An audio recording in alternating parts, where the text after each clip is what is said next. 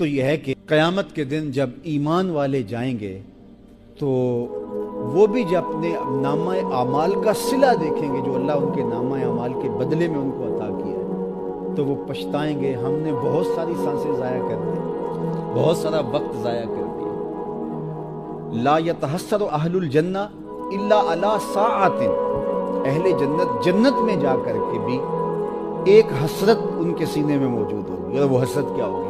الا علی ساعۃ، ایک اس سانس پر جو اللہ کے ذکر کے بغیر بس ہو۔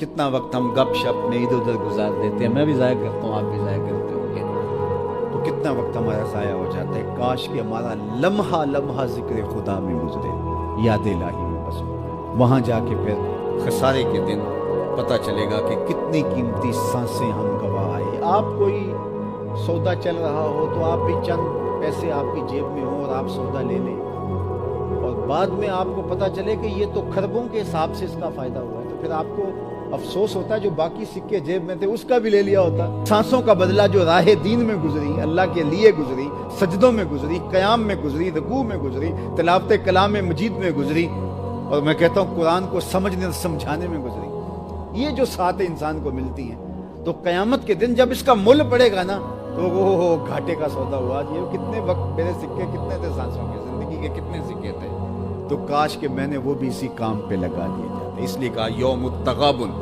یہ تغابن کا دن ہے، اللہ اکبر، گھاٹے کے ظاہر ہونے کا دن۔ کافروں کو پتہ چلے گا زندگی کہاں گزار، اس دن سمجھ آئے گی کہ زندگی کتنی قیمتی سانسیں تھیں، ماہ و سال کتنے قیمتی تھے، اللہ نے کتنا بڑا انعام دیا، یہ زر اصلی ہمیں دیا، اور اس کو گوا کے اس کے بدلے میں خریدا گیا، گھاٹے کا سودا، یہ اس دن میں پتہ چلے گا۔ ابھی تو قیمتی زر و جواہر سانسوں کے دے کے اس کے بدلے کے اندر جو خرید رہے ہیں انہیں لگتا ہے کہ پتہ نہیں اس کا نفع ہوگا، لیکن جب منڈی میں اس کا کوڑی مول نہیں پڑے گا جو خریدا سانسیں دے کے، تو پھر پتہ چلے وہ گھاٹے کا سودا۔ تو یہ یوم التغابن ہے کفار کے لیے۔ اس کو تغابن کیوں کہا؟ یہ غبن سے نکلا ہے۔ غبن کیا ہوتا ہے کہ مال کے اندر گھاٹا پڑ جائے، خسارہ ہو جائے، تو اس کو غبن کہتے ہیں۔ یہ بات ذہن میں رکھیے گا، دیانت کے ساتھ حلال رزق کمانا حلال طریقے سے، یہ عین دین ہے، لیکن اس کے لیے 3 نیتوں کا استحضار یہ لازمی۔ سب سے پہلی نیت جس کا استحضار ضروری ہے وہ کیا ہے؟ اپنے آپ کو سوال کی ذلت سے بچانے کے لیے کاروبار کیا جاتا ہے، رزق کمایا جاتا ہے، کہ میں ضرورتیں رکھتا ہوں، مجھے 3 وقت کا کھانا بھی چاہیے، مجھے لباس بھی چاہیے، سر چھپانے کے لیے گھر بھی چاہیے، میری ضروریات ہیں۔ تو ظاہر ہے کہ اگر میں خود نہیں کماؤں گا تو یہ ضروریات پوری تو بہرحال ہونی ہے، تو یہ کسی اور سے مجھے کرنی پڑیں گی، تو مجھے اس کے سامنے ہاتھ پھیلانا پڑے گا۔ تو اپنے آپ کو سوال کی ذلت سے بچانے کے لیے انسان کاروبار کرتا ہے، مزدوری کرتا ہے، ملازمت کرتا ہے۔ دوسری نیت، اپنے زیر کفالت لوگوں کی ضروریات کی تکمیل۔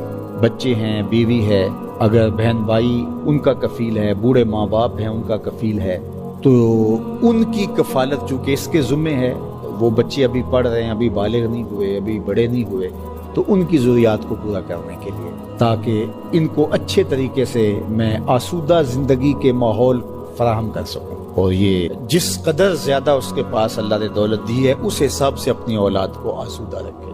یجب علی صاحب المال ان یوسع علی عیالہ، صاحب مال پر لازم اور واجب ہے کہ وہ اپنی اولاد پر وسعت کرے۔ ایسا نہیں ہے کہ اس کی اولاد بیچاری زندگی کی سہولیات کے لیے ترس رہی ہو اور اس کے پاس پیسے کے انبار لگے۔ تو یہ دوسرا مقصد ہے کہ زیر کفالت لوگوں کی، وہ بیوی ہے، بچے ہیں، بوڑھے ماں باپ ہے یا بہن بھائی ہیں، تو ان کی کفالت اس کے ذمہ ہے، تو اس لیے کمایا جاتا ہے کہ ان کی ہر طرح کی ضروریات کو جو جائز ہیں میں ان کو پورا کروں۔ یہ 2 نیتیں ہوں گی۔ تیسری نیت، اللہ مجھے میری ضرورت سے زیادہ، میرے بچوں کی ضرورت سے زیادہ اگر عطا فرمائے تو میں معاشرے کے ان لوگوں کی مدد کروں گا جو کسی وجہ سے کمانے کی اہلیت نہیں رکھتے۔ تو یہ کاروبار کو بڑھا کیوں رہا ہوں؟ اس لیے ایک تو کاروبار کو بڑھا رہا ہوں کہ بہت سارے لوگوں کو روزگار ملے گا، ان کے گھر کا چولہا جلے گا، اور ایک جو اس سے مجھے حاصل ہوگا اس سے میں معاشرے کے ان لوگوں کی مدد کروں گا جو کسی وجہ سے کمزور ہیں اور وہ اپنے اخراجات کو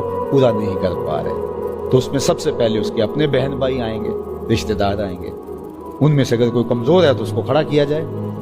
اسی طرح پھر اس کے بعد اس کے ہمسائے آتے ہیں، پھر اس کے ملنے والے آتے ہیں، معاشرے کے دوسرے لوگ آتے ہیں. جتنا اس کے کاروبار کا حجم زیادہ ہے، اس کی ذمہ داریاں اس سے زیادہ بڑھ جاتی ہیں. تو یہ تیسرا مقصد ہے رزق کے کمانے. اگر ان 3 نیتوں کے استحضار کے ساتھ کوئی شخص رزق حلال کماتا ہے تو اس کا سراسر یہ رزق کمانا دین کہلاتا ہے.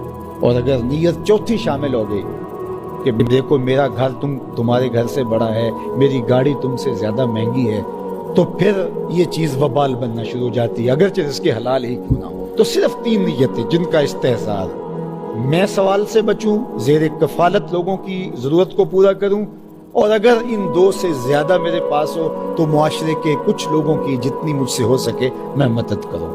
یہ ہمارا دین ہمیں سکھاتا ہے. پھر جب وہ کاروبار کر رہا ہوتا ہے، اپنے آپ کو کھپا رہا ہوتا ہے، وہ دفتر میں بیٹھ کے اپنے آپ کو کھپا رہا ہے یا وہ پردیس کاٹ کے اپنے آپ کو کھپا رہا ہے، یا جس طرح بھی مشقت میں ہے، اس کی مشقت اور اس کے ٹپکتے ہوئے ایک ایک پسینے کے قطرے پر میرا اللہ اس کو اجر دے گا. اگر وہ مزدوری کر رہا ہے، القاسب و حبیب اللہ، تو وہ اللہ کا محبوب ہے.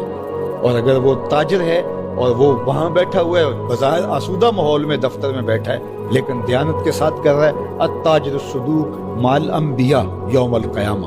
سچا تاجر قیامت کے دن پیغمبروں کے ساتھ